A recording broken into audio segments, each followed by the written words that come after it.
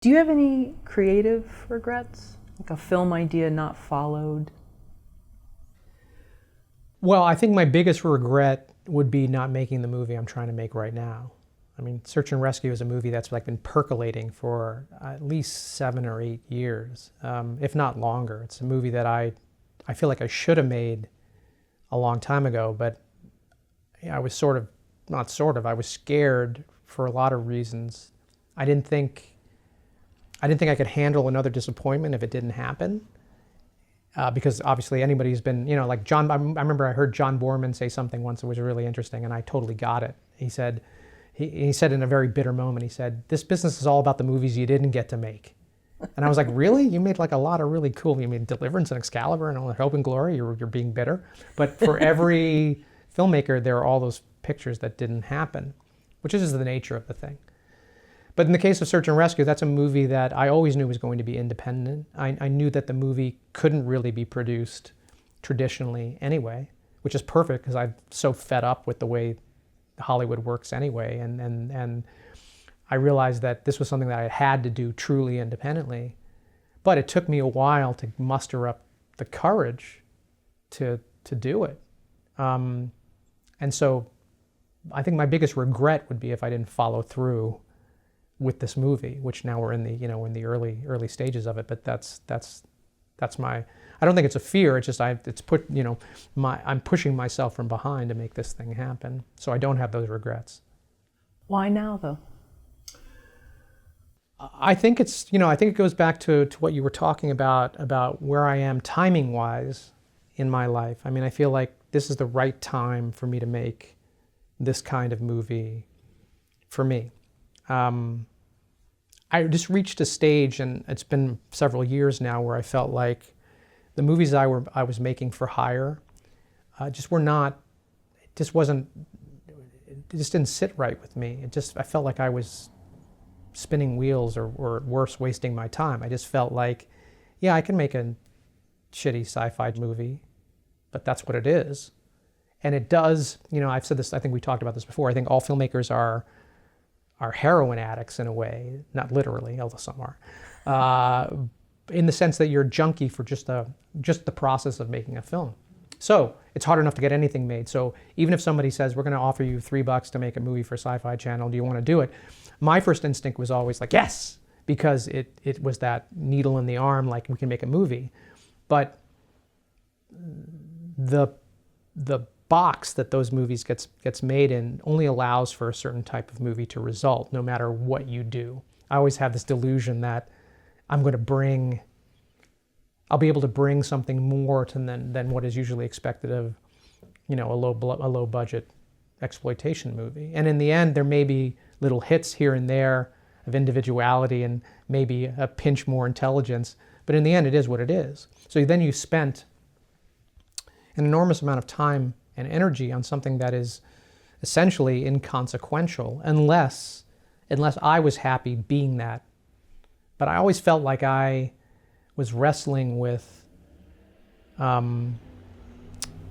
identity issues. Like, what did I want to be? Did I want to be a professional Hollywood director, and did I want that?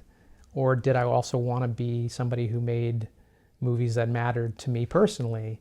And when I really did the math and I looked at the different films that I've had the good fortune to be able to make over the years, good or bad, I looked at them and I went, I was most satisfied when I was most myself when I was making these really small movies where I didn't really have to deal with the bullshit of Hollywood, or people telling me to recut it, or cut this storyline, or put this music in, or whatever. And nobody monkeyed with it. And even though I wasn't getting paid anything sometimes, that was where I felt like I was at home creatively.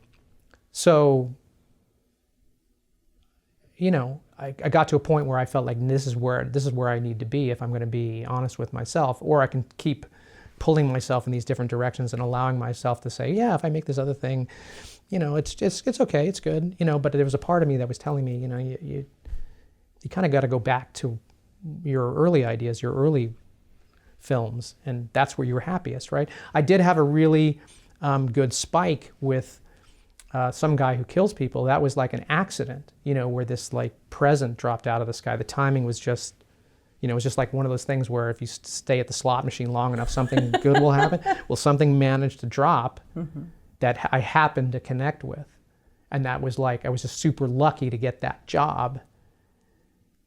But I didn't create that. You know what I mean? I didn't self-create that. That was just really perfect timing. And I can't allow myself to just hope that something else is going to drop from the sky. I kind of got to put it on the line and make the thing myself, you know? We talked about the addiction part, and Yeah. I've probably mentioned this a gazillion times in Film Courage interviews, but it's the subject of like your levels are blown out. So the filmmaker Sebastian Younger, he made Restrepo with Tim Hetherington, right. and he talked about men that go to battle, Yeah. that sometimes they keep going back because going to the family barbecue, like the level of the adrenaline rush that you're Right. used to is no longer there. Like Absolutely. your levels are blown out. So I would imagine that's similar for someone who's been on stage doing stand-up or music and filmmaking as well. I agree. I think that it's like, you know, you've gotten this taste of a certain energy when you make a film. Even if you've only made one film, even if you've just made a short.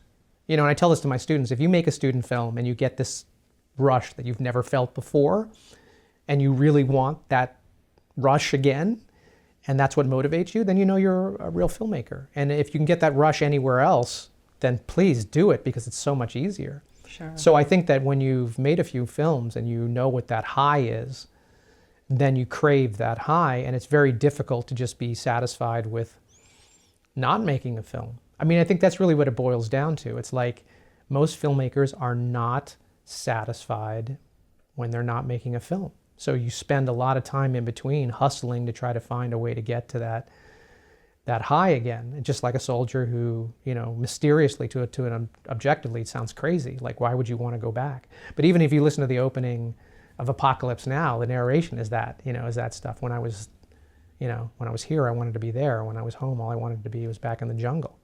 You know, and it's that sort of like, it's a heavy attraction or addiction.